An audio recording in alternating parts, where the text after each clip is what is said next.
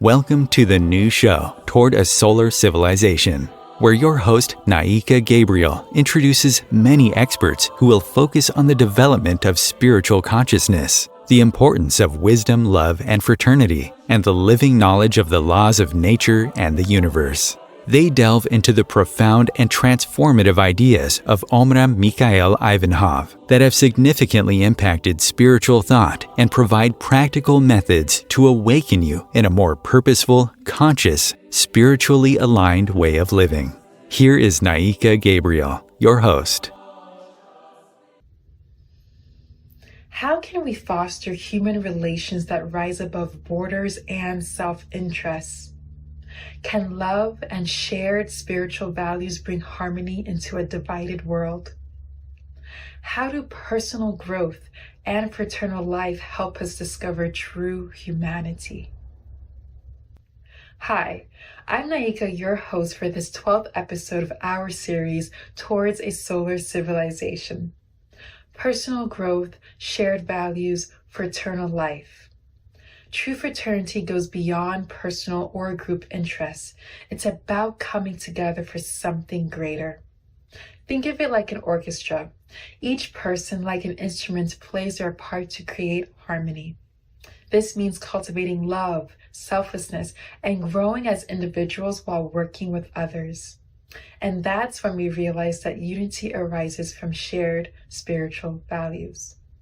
Let's illustrate this through a trip to 7 countries, meeting 7 interesting people from 3 continents who have one thing in common: shared spiritual values.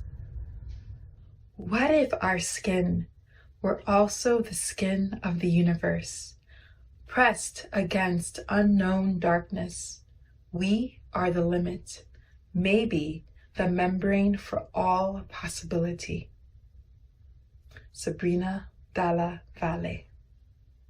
Today, Sabrina joins us from St. Petersburg to share personal experiences with the Master during her childhood.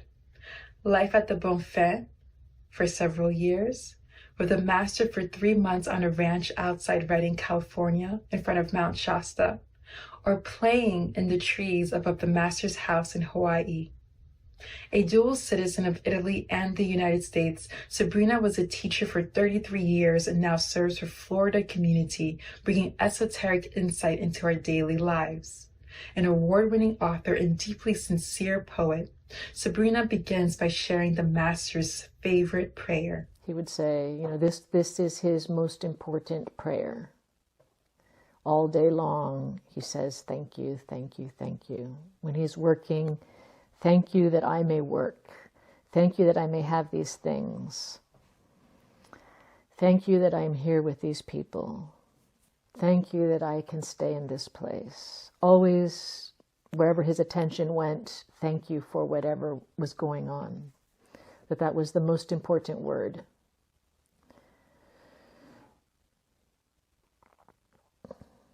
Thank you and giving your best.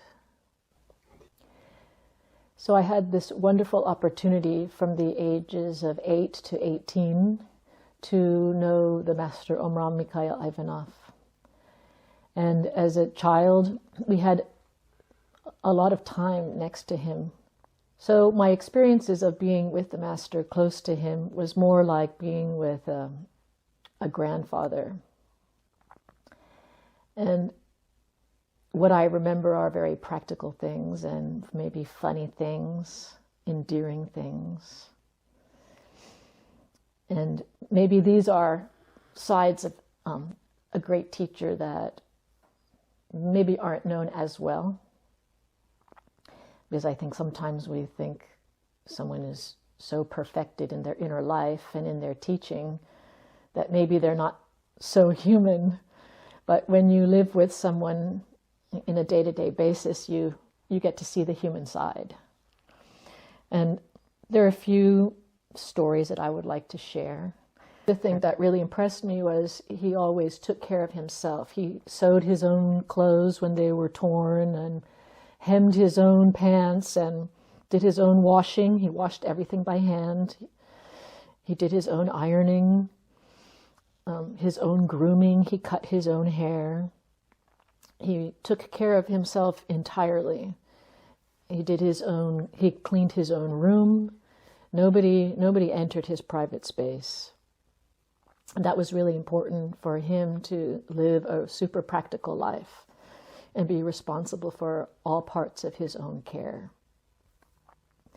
And I think that's important for us to remember too, because sometimes we think, if have arrived to such a state in our life where we're a big teacher and have a lot of people that we're responsible for and a huge organization like the FBU, that maybe we don't have to take care of these little things, but he made certain that he took care of all the practical necessities of life, because that is also a big part of the teaching. Another thing that really impressed me when I was young was how humble the master was.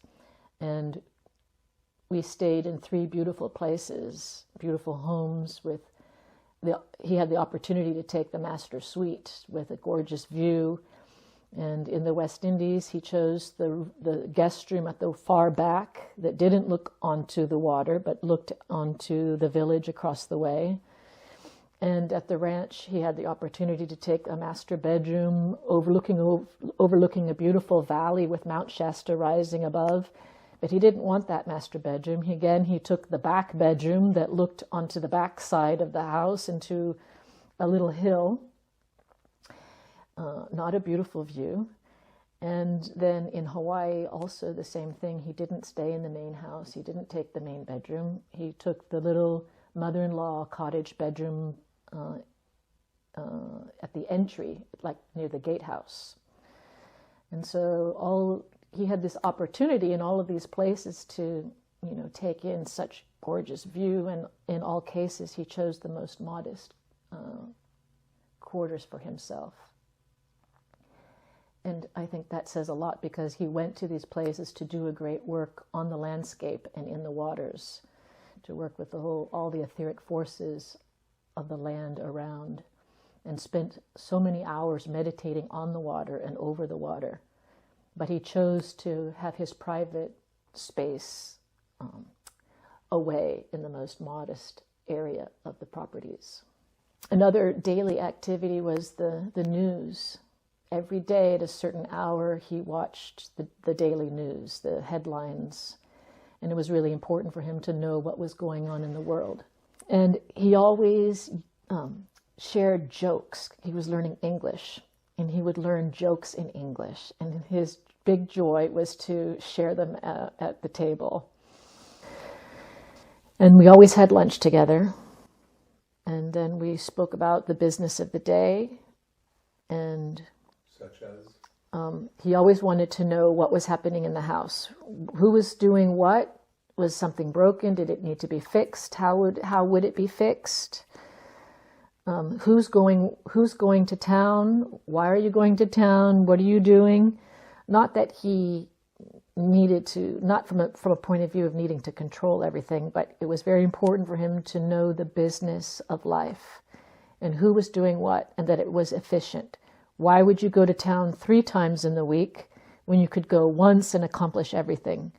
So I remember him helping us organize the tasks of the week and of the day to be efficient. That was super important. The master also had a sweet tooth, so every once in a while we would splurge. One time he wanted to go shopping in the mall in Honolulu. And so we looked into different stores, and he thought it's time for a little snack. And so he offered everybody an ice cream cone. And it just happened to be on that day, maybe 2 hours before we sat down for the ice cream, my brother and I wanted a frozen banana dipped in chocolate. And we were at that point alone with my mother in the mall. So she said, okay, you can have this frozen banana in chocolate, but that's your treat for the week. And that was really special to have sugar. So by the time the master came around to offer ice cream, my mother said, oh no, the children have already had their sweet, they can't have ice cream. So we were sitting down and everybody was having ice cream but my brother and I. And the master looked at us and he felt so sorry for us. And he said, can't they have a second sweet today? Can't they have ice cream? And so my mother had to compromise from her sugar discipline. And we got to have 2 sweets that day. But that was kind of funny because he was feeling very sorry for us.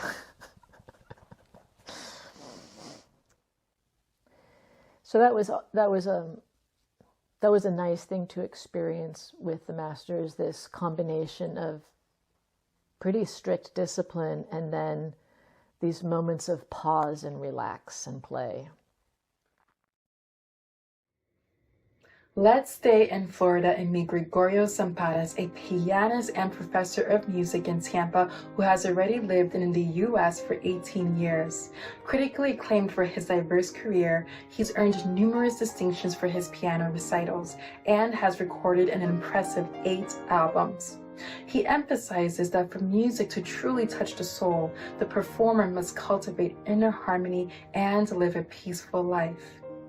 An extended cut of this interview is also available below, ending with a powerful performance of Beethoven's Piano Sonata No. 32.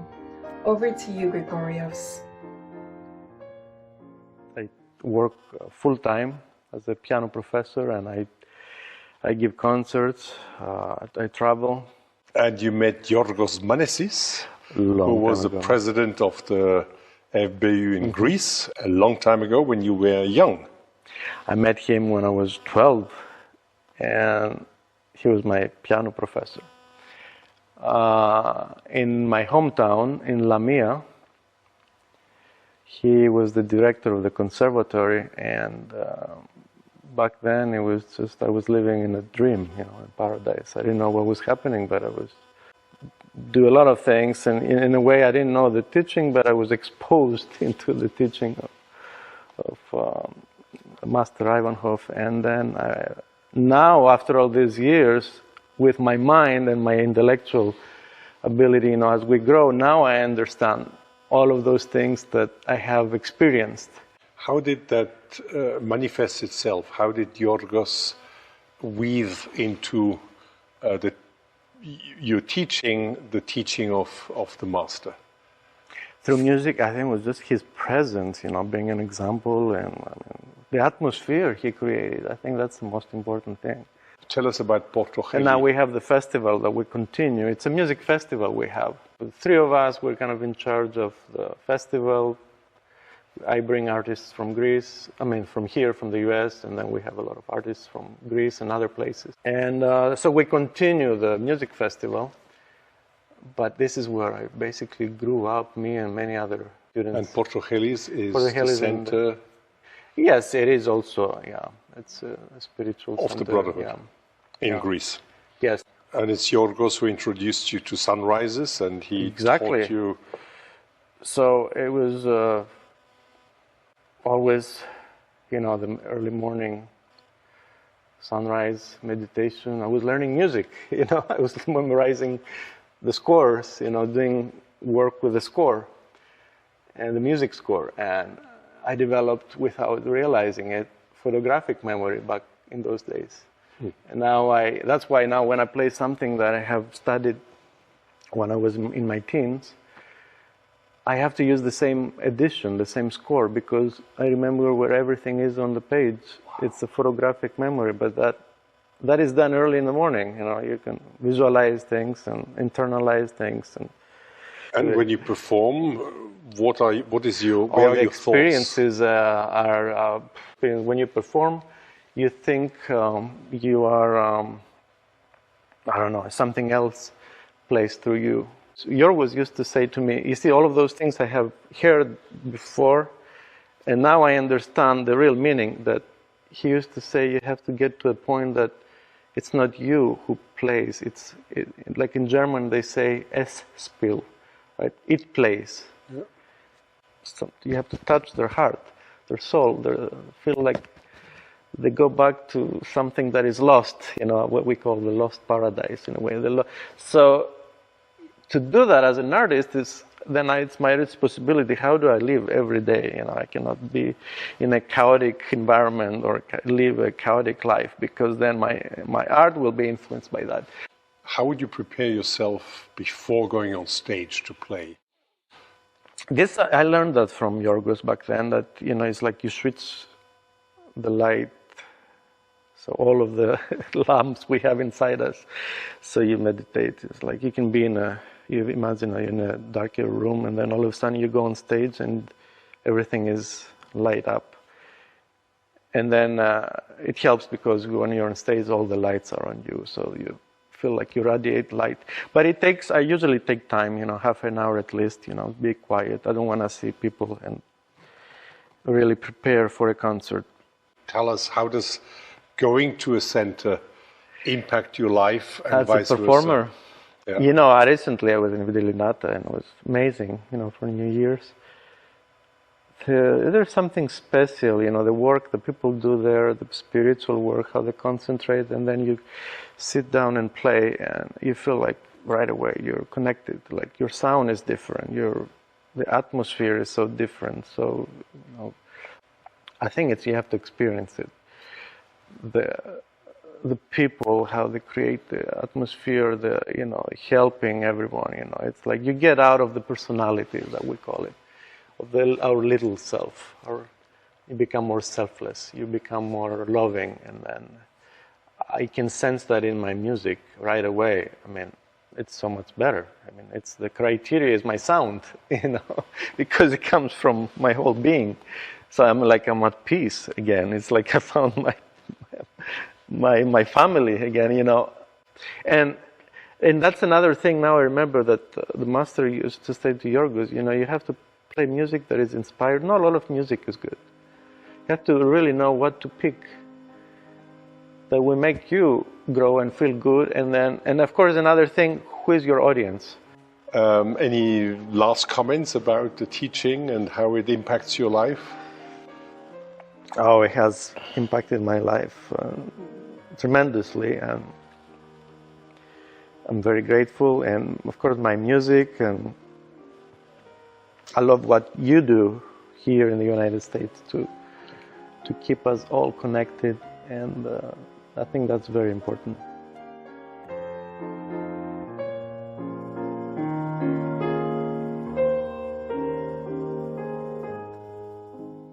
Let's meet Nadine Sabach at the Bonfim, the International Brotherhood Center in the south of France, which she now calls her true home.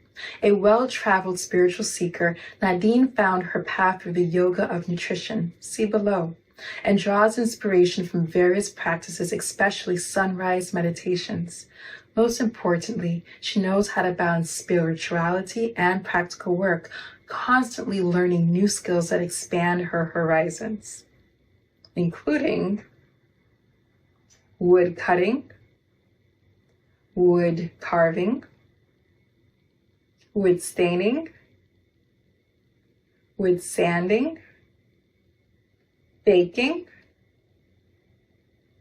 building, harvesting olives, becoming a roof expert, selling crystals, enjoying the fruits of her labor, and most importantly, learning the violin and playing the violin. She grew up in southern Germany, where she had, quote, a pretty normal life and education and apprenticeship and sports, end quote. But in her late 20s, she started searching for something. And at the end of 20, I started to search for something more meaningful and more fulfilling, and started to travel, went to China for education and martial arts, and that's where everything fell into place, more or less. I started to travel places in the outside, but also in the inside from that moment on. Very natural. How did you describe the Bonfim to them? When you went back to Germany, what would you tell them where you had just been? in paradise. Yeah, in a place where,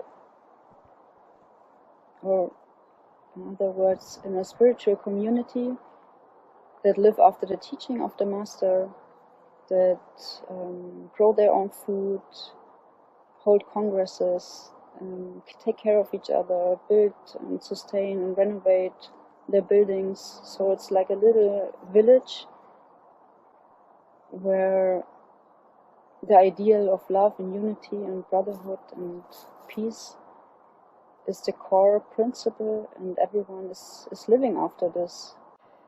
Of all the practices of the teaching, which ones fascinate you the most at the moment? And that will certainly change in life. And which ones do you find, or which one do you find the most difficult to apply in your daily life? I really feel that the sunrise meditation in the mornings is the core for me. To meditate with the rising sun, to receive all those rising, uplifting energies is the base for me, and it's something I cannot think that I will not do anymore. But maybe it's also the most challenging at the same time what you asked, because I feel that there's so much potential in this method.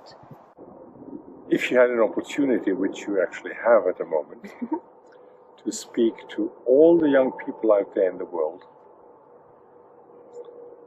what would you tell them? Take the sun as a model. These are not my words, these are the words from the master, but something that I really integrated as a rule or a guideline into my life. Just whenever you don't know what to do or what to say or what is it all about, then just look up to the sky and think, what would the sun do in this moment? And the answer is usually always the same. Love, spread light, spread warmth, and life. These are the attributes that the sun is doing. It's just nourishing, it's only giving. It doesn't make any distinction between, is this someone guilty, or is this a holy person, is this a cactus, and is this an apple tree, whoever it is. The sun is always giving and sending its love and its rays. So this will always be, when you follow this ideal, then you will be guided from above, and the angels and the light beings and the great masters will just accompany on your path. And it's the key to leaving all loneliness behind and all suffering and depression and whatever you think you suffer from will be gone.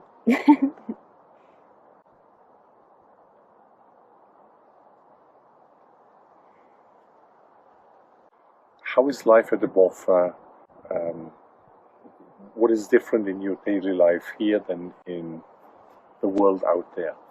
The first time in my life that I feel there is a physical place here in space and time, in this three-dimensional realm, that I can call home.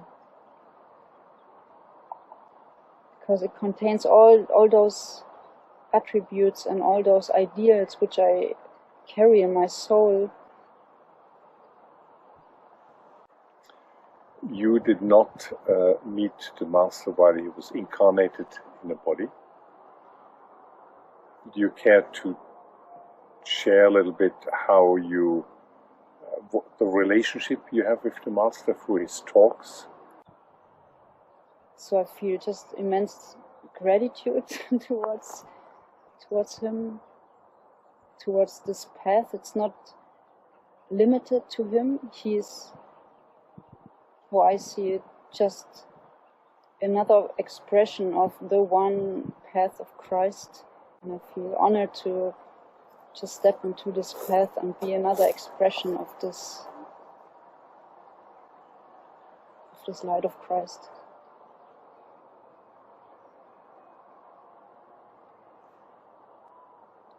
and especially as him as being, to me personally, as being Melchizedek. Yeah, I feel a strong connection to Melchizedek as well, which is also just another great master of this one path. So I feel him being a very clear conductor of this teaching. So it's in alignment with my greatest driving and ideas. And there's a lot of methods contained in this teaching that can deepen this relationship and deepen the process of understanding, of healing, of working with the light, of just becoming an expression of love and unity and harmony. This is to me the teaching.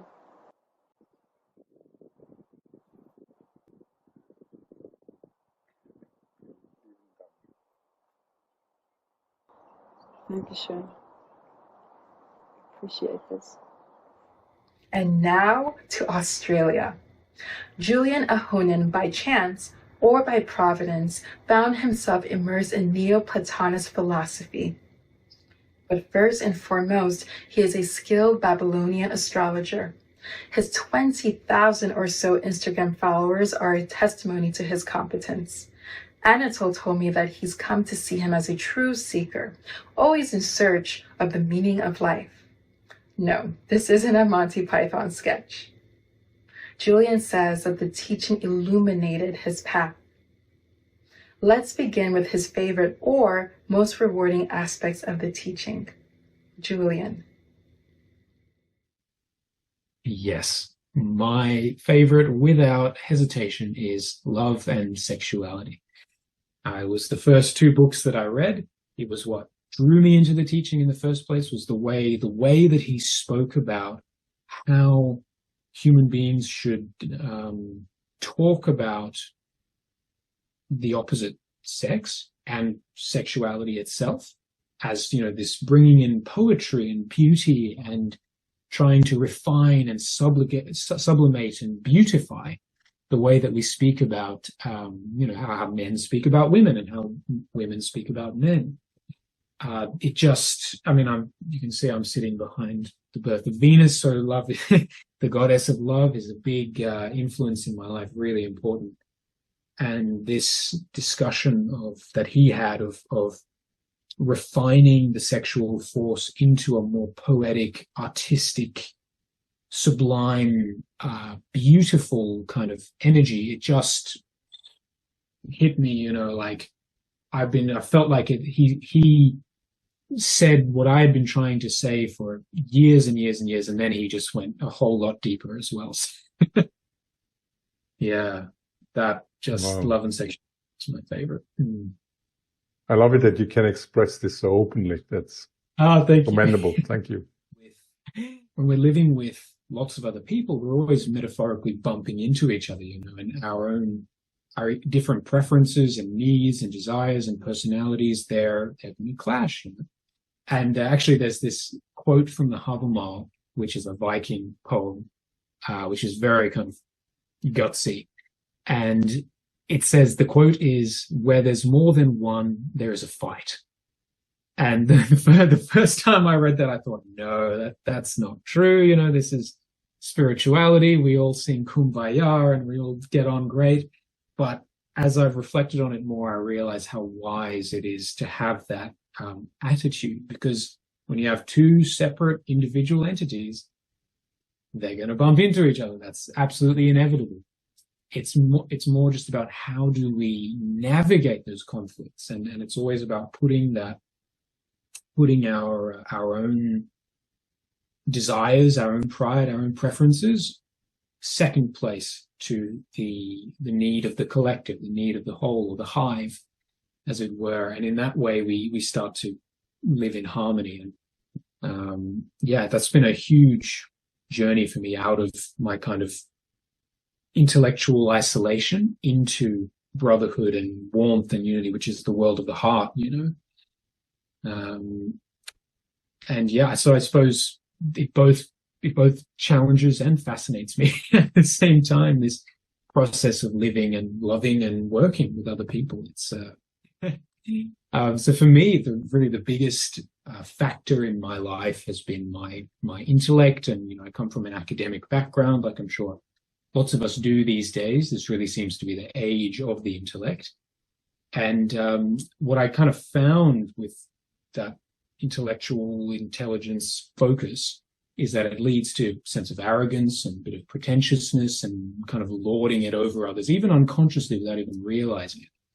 And so around the time that I found our master, I started a philosophy group where I was discussing the Neoplatonic spiritual tradition, Platonism, and things like that, which is, of course, quite an academic subject, And what I really found in that experience, which was probably about a year, maybe a year and a half long, I really found that using that over-intellectualized language is such a hindrance on was such a hindrance on my ability to communicate with the people who were coming and the people that I was really trying to connect with.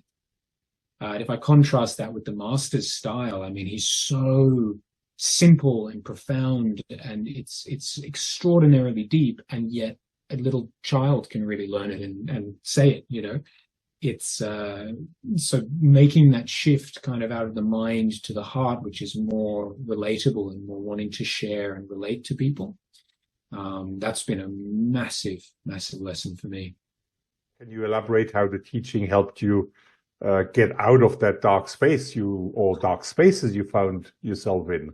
What the teaching really highlighted, and this has just been one of my biggest lessons, was, to put it very simply, taking our issues and struggles and difficulties in life and kind of recognizing that they're our friends, that they're a necessary thing for us to grow. And even now, today I'm having to face all kinds of different situations that probably less extreme than 10 years ago, but unfavorable situations that I know if I didn't have this really truly sacred teaching, I would probably buckle under the pressure.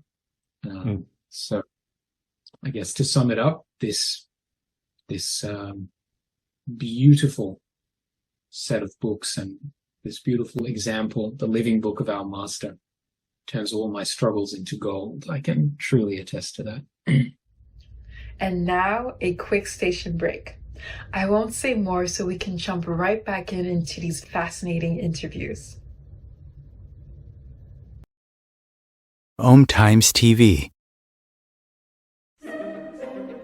Imagine becoming a super influencer. Reinvent yourself, invest in your brand, and then manifest your success with a robust spheric approach. Om Times Media and Broadcasting offers a unique and multifaceted way to become the spiritual and conscious influencer you deserve to be by putting your message across our powerful platform with its proven record of integrity and excellence. Through our produced shows, Om Times offers the opportunity to become a social media TV personality, a radio show host, an Om Times magazine columnist, and a syndicated podcaster, all in one shot.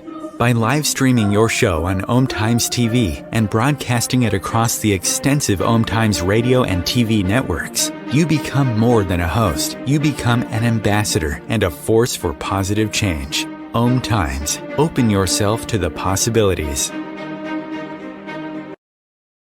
If I could be you, and you could be me for just 1 hour. If we could find a way to get inside each other's minds. Walk a mile in my shoes. Walk a mile in my shoes. Well, before you abuse, criticize and accuse, walk a mile in my shoes. Let's continue our journey and meet Adrian Israel Garcia Quieros. Born and raised in Mexico, he studied in El Paso, Texas, then spent 16 years in China creating and running a successful trading company. Today, he lives in Merida with his wife and daughter, Luna. Luna randomly picked up a book, evidently already studying the teaching.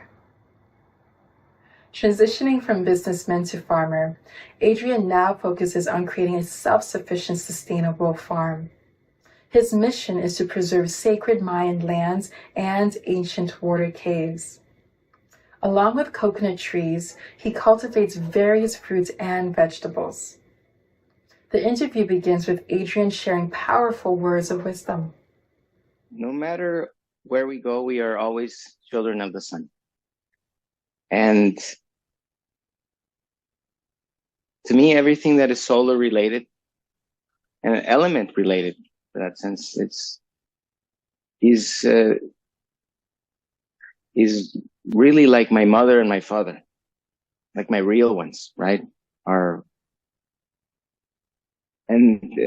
This source is where where we all going back one day to be around like-minded people and very open. As you mentioned, Omram was very liberal. Yeah, way of speaking as well, very open. And I really like that about him. How did you find the teaching of Omram Mikhail Ivanhoff? What led you to it? It was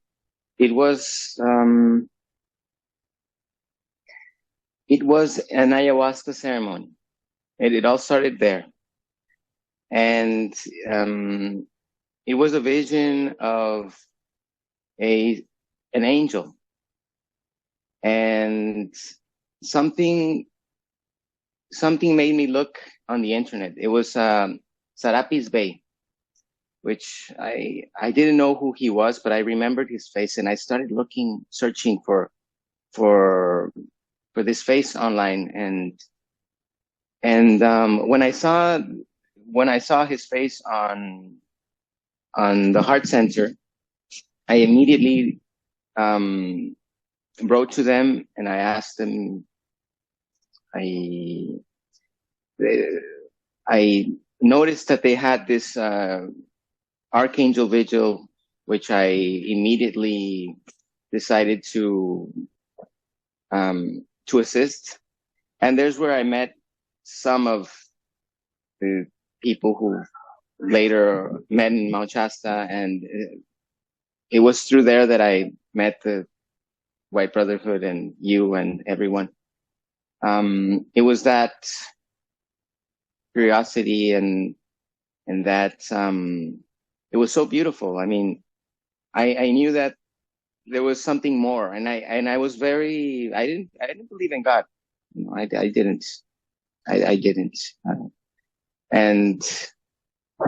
And slowly I found Omram and his teachings, and ever since I've kept his books close to me. Yes, this basically was my first instinct to the white greatness of the universe, and Omram is a perfect follower of the white light and the perfect teacher of us and of myself. Tell me about your experiences in Mount Shasta. What particularly struck you, and how did you perceive those 8-9 days we were together? The place was amazing. The people were wow. I really enjoyed the community. The community is very nice. Is top of the line. I mean, it's very beautiful to be with you and everyone there. We loved it. I mean, we felt at home. Very beautiful people. Everyone, thank you. It was very nice. We really enjoyed it, and we want to go back. We want to do it again. We want to learn more, and we want to bring our baby also to expose her to more of this, which is lovely. And the food was very important because at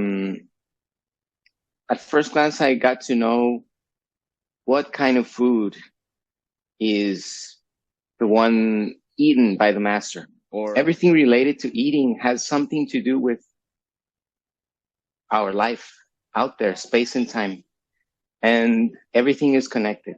So sometimes I feel like when I'm eating, let's say an apple or a strawberry, I'm feeding, of course, my bodies, right? And along with them, everything else.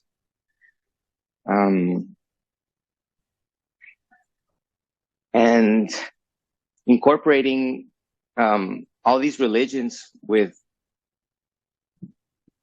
the yoga of nutrition is a big thing, you know, because it is applicable to anything, everything.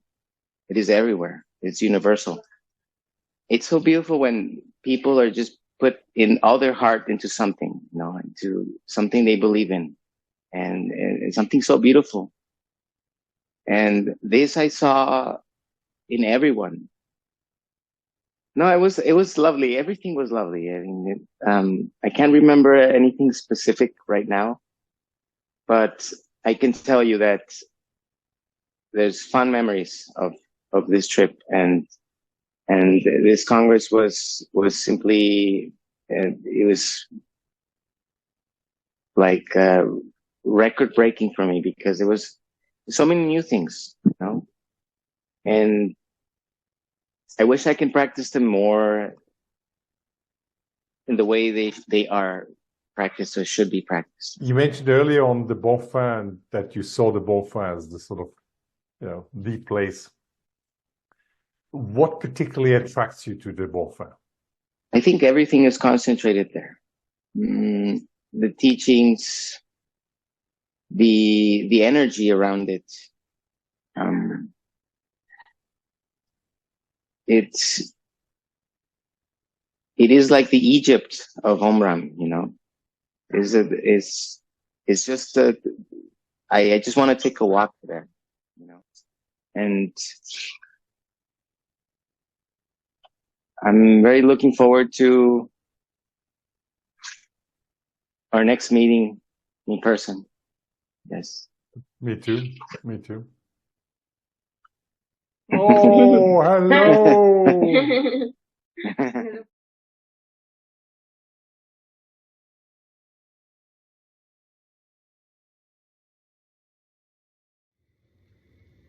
And now, let's go to Belgium. Nicoletta is an inspiring individual originally from Romania. She talked to Anatole at Claire Colleen, a serene brotherhood center surrounded by nature just outside Brussels. If you've been following our series, you might remember Carmen's introduction to Claire Colleen back in episode 5. See the link below. Nicoletta is certified in consciousness coaching and neuroscience, specializing in leadership and team dynamics.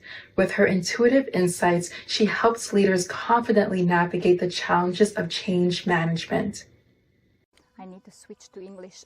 Oh yeah, we speak in English. Yeah, it's in English, right? That's perfect, yes. Okay. Can you speak just a couple of sentences more? Yeah, I'll need to touch that English button. Perfect. I'm originally from Romania. I studied political sciences. I finished my university in Italy.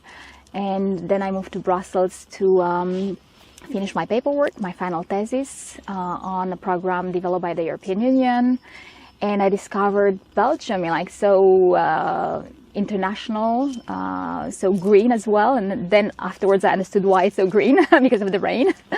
Yeah, I started working in Belgium. And interestingly enough, yeah, I started working in finance. I have more than 20 years of finance. And since 2015, I switched towards coaching, being more people-centric, wanting to have a transformation in the consciousness of people. I travel a lot. I lived 2 years in New Zealand, in Mexico, in US, in some other countries as well, and back to Belgium to practice coaching and to practice aromatherapy as well, some energy, Reiki therapies as well. How did you get into the teaching of Omra Mikhail Ivanhoff? Look, it was a series of synchronicities. The person that I replaced, actually, that I replaced in Hewlett-Packard, was someone that was coming to the center here. I didn't know it. I learned it afterwards, after several years, and like there was something, the way that the person, the way that she was speaking, she was walking. So that was really like, and every time I was asking like what's going on, every time that she was coming from her summer holidays, she had a different energy around her, and it was really strong. I could sense that. I could see that the entire body was different, the entire stance was different. And she was not really sharing a lot. It's like, yeah, I'm going to some retreats outside France. I was like, okay. And then 2 years after, so that was in Hewlett-Packard, I changed. I moved to MasterCard. And at MasterCard, there was it's in Waterloo in Belgium, close to the Napoleon's battlefield. And there was this beautiful organic shop where I used to go for lunch. And I discovered these books of Ivanov, of Omar Mikhail Ivanov. And I started buying them and reading them as I studied political sciences. For me, philosophy, and it seemed so familiar. And also the face of the master at the end was really super familiar. My grandfather is Bulgarian.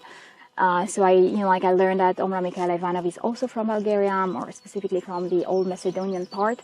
And it resonated very deeply with me. Yeah. The first time you came to this center, do you remember your first impressions? For me, it was like discovering a new world. It was in the 2003 probably.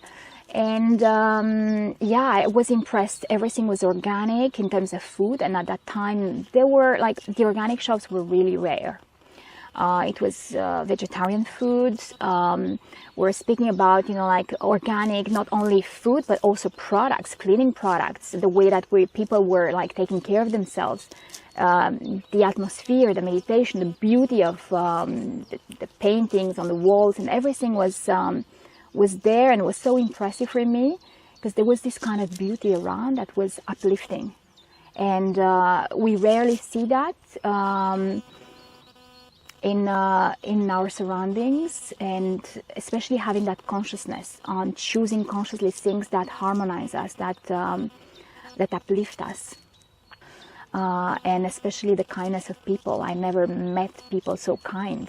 Can you elaborate what you meant with consciousness in your work, and then linking that to the teaching, what you understand by that?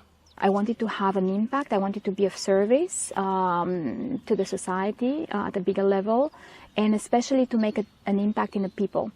And this is what I find, that through coaching and through my own background, my own work, inner work, through meditation, through what I read and what I practice from Omar Mikhail Ivanov, there is something that I can apply, and I can transfer and work at that level of consciousness. And I think that as a society, at least for me, this is so important to go to the next level of consciousness, to really increase our level of consciousness from our individual awareness and consciousness to a larger scope, to work more collaboratively, to support each other, to consider ourselves more like brothers and sisters instead of competing with each other. And nowadays, with all the changes that we have seen with the COVID, with all the changes that we see on the economic scene, political environment and so on, I see that there is a shift in understanding that what unites us and what makes us more agile, more able to go across in all this space of change that is increasing, it will be really working together, being together, advancing together and evolving. And I see that this is so precious now. How can we increase that collective consciousness? How can we care not only about our own interest, but also develop more empathy? So I work a lot and for me, I work a lot on developing empathy, bringing more kindness and consciousness at work at all leadership levels, switching from that survival mode to really love, to consciousness, to being aware, to empathy, and to a totally new level that maybe we're not even aware where this will take us. Of all the practices of the teaching, Yeah. Which ones have you felt are the most rewarding? Something that is really very, very inspiring for me as a practice is the sunrise meditation. It's something that it's my favorite moment of the day. It's peaceful and it centers me. I keep it something that it's a must for me. It's having that morning meditation for me. It's that moment where I'm centering myself. And this is something that actually I'm sharing with all my colleagues at work.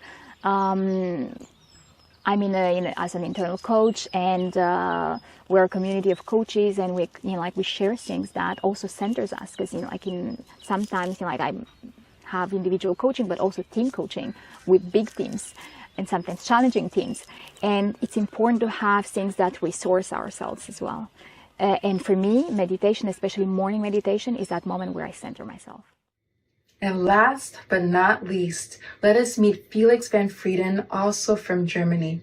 Trained as a Mason, Felix hit a deep existential crisis during his subsequent architectural studies. He struggled, but found his way by focusing on his purpose. Today, he's living his passion.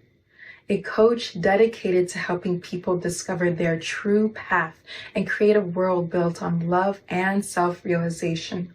He's also a spiritual YouTuber with over 60,000 subscribers. He has interesting guests sharing unique life perspectives. In his interview, also recorded at the Bon Femme, Felix begins with a metaphor. So imagine we are all ships in the ocean. And when we go on the spiritual way, we leave the safe harbor. There's the safe harbor, there's the comfort zone. And then we see, there are big worlds I do not know right now. Big worlds of consciousness, of light and of love. And we go out. And maybe some of us are very naive at the beginning and go out on the big ocean. And we do not know that there on the big ocean, there are some dangers. There are some pirates maybe who want to enter our ship. And where do we go?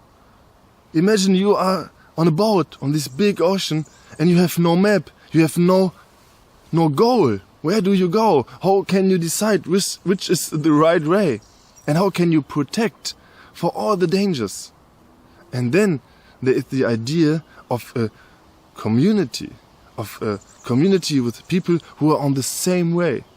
Okay, this is good for the protection, but at least if you have no goal, if you have no role model, if you have no map, where do you go? There are big arguments and everybody has a different opinion. So it's so important that at first there is a community, but second, there is an idea which is bigger than everybody else. An idea which comes from a master, or not which comes from a master, which was told by a master. The idea is everywhere, and I like these. If you got connected to an idea, the idea connects to you.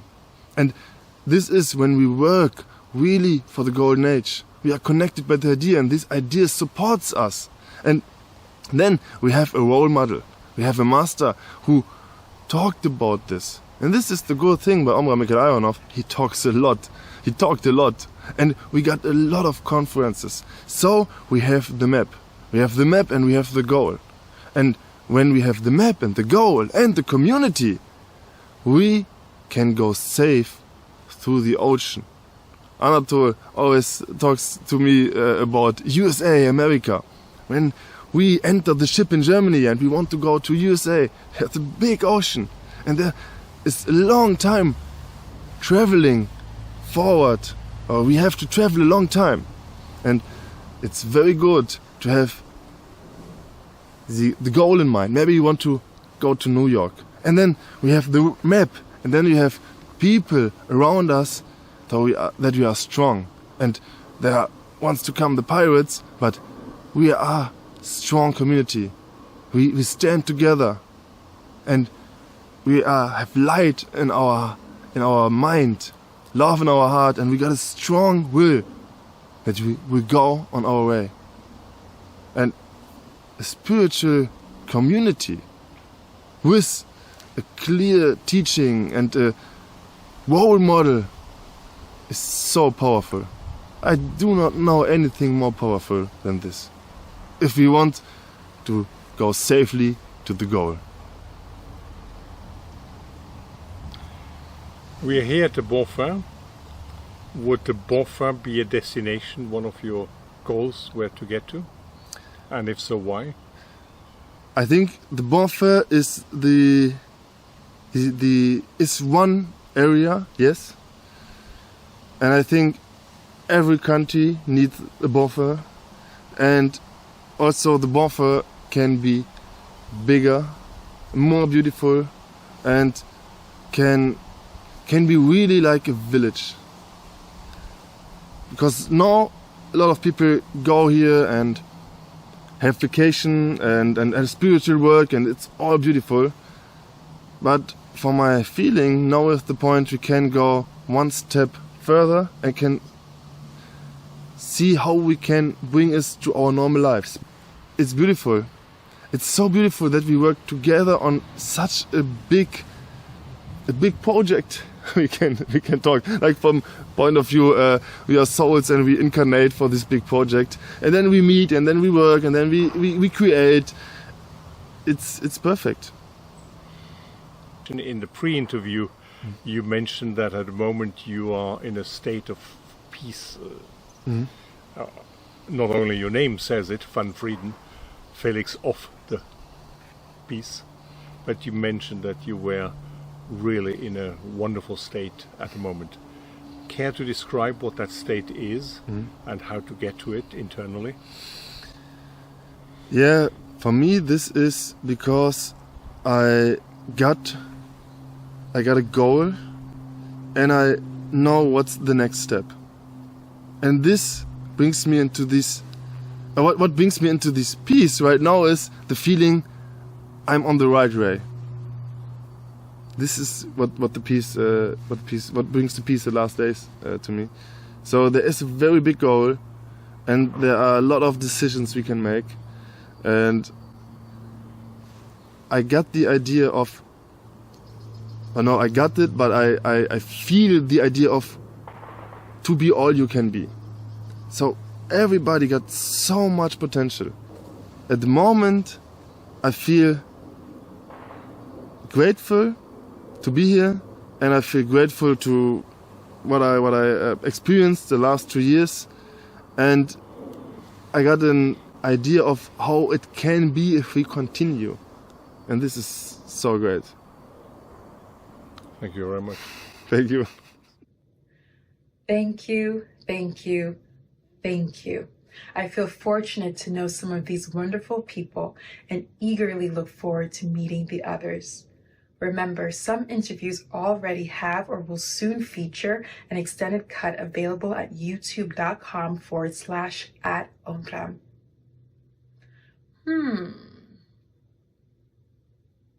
What do you think? Should we do a third season? We could feature topics that cover astrology, harmony, harnessing everyday opportunities for a happier life, working with light and colors, how to awaken consciousness, the art of living, and perhaps even more interviews. Please share your thoughts and preferences in the comments section below. We deeply value your engagement and perspectives. Until next time, keep seeking the divine within yourself and each other and everywhere around you. Stay safe and stay connected.